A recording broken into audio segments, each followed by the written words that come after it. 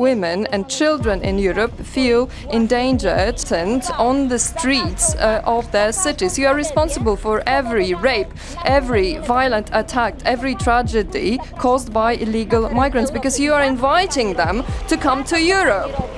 And for what you're doing, you should actually go to prison and not to the European Commission. Your presence is woke immigration policy threatening national security. Why are more and more politicians fiercely opposing this controversial immigration policy sweeping across Europe? Is there something nefarious behind these policies, or are they simply protecting national sovereignty? In this video, we will reveal the heated moments when politicians refuse to compromise in the face of immigration waves, defending borders and the rights of native citizens. Don't miss this video, and be sure to subscribe to the channel so you don't miss any exciting content. In recent years, immigration has become a hot topic in political debates worldwide. Woke immigration policies, a term referring to efforts to encourage or simplify immigration, have faced strong opposition from many conservative politicians. They argue that these policies not only place a burden on the welfare system, but also pose security risks. In today's broadcast, we will focus on key figures from countries such as Poland, Hungary, France, the United States, and Australia, who have fiercely opposed woke immigration policies, and why they believe immediate action is necessary. First, let's turn to Dominik Tarczyński, a member of the Polish Parliament, who has strongly voiced Poland's refusal to accept illegal immigrants, particularly from Muslim countries. Tarczyński stated in an interview on a Turkish television channel, "We do not say no to refugees, but we say no to illegal immigration." This stance does not arise from religious reasons, but from concerns about security and law. He pointed out that Poland has taken in over 2 million refugees from Ukraine, demonstrating that the country is not anti-immigrant, as many critics claim, but simply has the right to control its borders. Tarczyński emphasized that Poland does not want to become a country overwhelmed by illegal immigrants, especially those from Muslim countries, due to security concerns and cultural integration issues. He argued that accepting uncontrolled immigration could lead to increased crime and serious social problems, which he believes are not just happening in Poland, but also in many other European countries. Additionally, Tarczyński criticized the immigration policies of the European Union, asserting that Poland will not be forced to accept illegal immigrants under EU regulations. This perspective not only reflects a strong stance on border control, but also shows Poland's determination to protect its national sovereignty.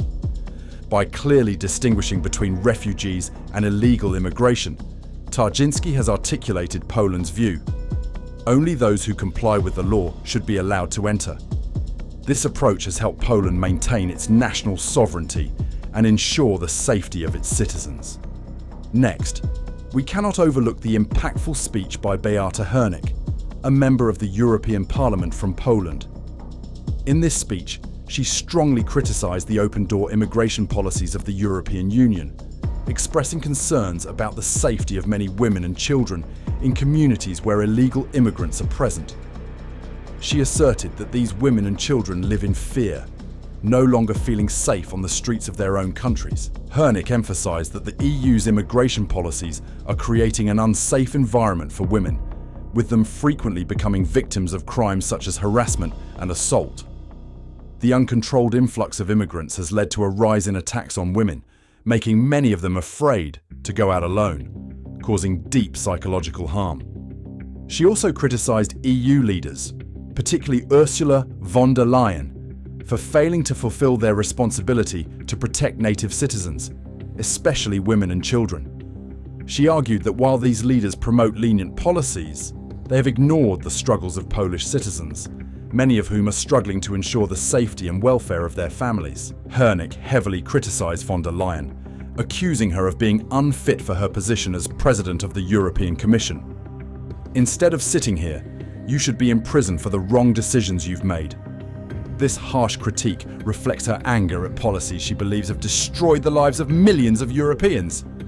She called on EU leaders to reconsider their policies and ensure that the safety and welfare of native citizens are prioritised.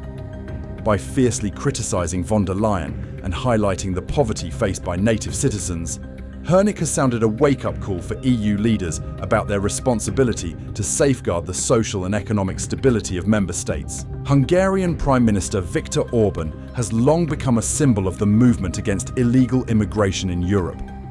He has clearly stated that Hungary will not accept the imposition of open border policies from the European Union. In a press conference, Orban remarked that immigration from the Middle East and North Africa poses significant security risks and creates a social burden for Hungary. Orban's policies include building border fences, tightening asylum laws, and asserting that national sovereignty is non-negotiable. This approach has helped him consolidate political power domestically and become one of the leading conservative voices in the EU, despite strong opposition from Brussels. Orban argues that protecting the borders is a matter of survival, not only for Hungary, but for all of Europe.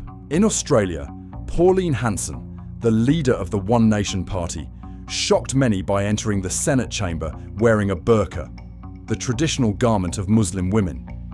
Her intention was to advocate for a ban on burqas in Australia on the grounds of national security. Hanson argues that the burqa is not only a religious symbol, but also a barrier to security, as it conceals identity and could be exploited by extremists. Hanson's stance has sparked considerable controversy, with some viewing her actions as racist and divisive. However, she remains steadfast in her belief that tighter immigration controls are necessary to protect Australia from the threat of terrorism. Marine Le Pen, the leader of the National Rally Party in France, has built a strong political platform based on opposition to large-scale immigration. During her election campaign, she has sharply criticised President Emmanuel Macron's policies, claiming they are destroying the neighbourhoods, schools, and villages of France. Le Pen's solution is to restore national borders and completely end immigration. In the context of a struggling economy and concerns about the social impacts of immigration waves, Le Pen's message has received increasing support from the French public. Notably, following the 2024 legislative elections, the National Rally Party achieved significant victories, demonstrating that her hardline stance is gaining greater backing. Geert Wilders, the leader of the Dutch Freedom Party, has declared that after his party wins the election, the Netherlands will implement the strictest asylum policy in its history. He asserts that the Netherlands does not need the approval of the EU to protect its borders and will follow Denmark's lead in withdrawing from the EU's asylum system. Wilders' determination has led to a confrontation with the EU, but he remains steadfast that national sovereignty must come first. His policies aim not only to limit immigration, but also to reaffirm the Netherlands' right to control its borders. It is evident that immigration policy in Europe has created a deep division within the political community, particularly between liberals and conservatives. While many EU member states like Germany and France promote opening their doors to refugees and immigrants, countries like Hungary and Poland firmly refuse to accept immigrants from Muslim-majority or North African countries. Viktor Orban, the Prime Minister of Hungary, has implemented tough policies such as building border fences, rejecting EU common policies on asylum, and emphasising that national sovereignty is non-negotiable. This has created significant rifts within the EU, as countries like Germany call for solidarity and shared responsibility for refugees. On the other side of Europe, politicians like Marine Le Pen in France continue to use immigration as a political focal point, accusing Macron's policies of undermining France. Le Pen proposes restoring national borders and completely halting the acceptance of immigrants, arguing that this will help protect the French people from crime and social instability. One of the major issues raised in immigration debates is its impact on national security. Advocates for stricter border controls, such as Pauline Hanson in Australia, often emphasise that rampant immigration, particularly from Muslim-majority countries, could increase the risk of terrorism and radicalisation. In the United States, One significant measure being promoted is the closing of borders when faced with an overwhelming increase in illegal immigration. This has become one of the main points of contention between the Democratic and Republican parties in recent years. However, some studies show that the majority of illegal immigrants in the US are actually those who entered the country legally but overstayed their visas. A common argument made by proponents of woke immigration policies is that immigrants can bring cultural diversity and contribute to economic growth. In the US, for example, immigrants make up a significant portion of the workforce, particularly in the service, agricultural, and technology sectors. However, conservatives argue that immigration, especially uncontrolled immigration, places a significant burden on the welfare system and can lead to job losses for native workers. Addressing immigration issues requires balancing short-term economic benefits with long-term risks related to security and social stability. Through this session, we can see that politicians like Orban, Tarczynski, Hansen, Le Pen, and Wilders share a common message. Their countries have the right to decide who is allowed to enter and who is not. In the context of increasing security threats and pressure from the EU and international organizations, these countries have shown determination in protecting their sovereignty and national security. If you found the information in this video useful, please subscribe to the channel and leave a comment below about which politician's statements impressed you the most. Thank you for watching.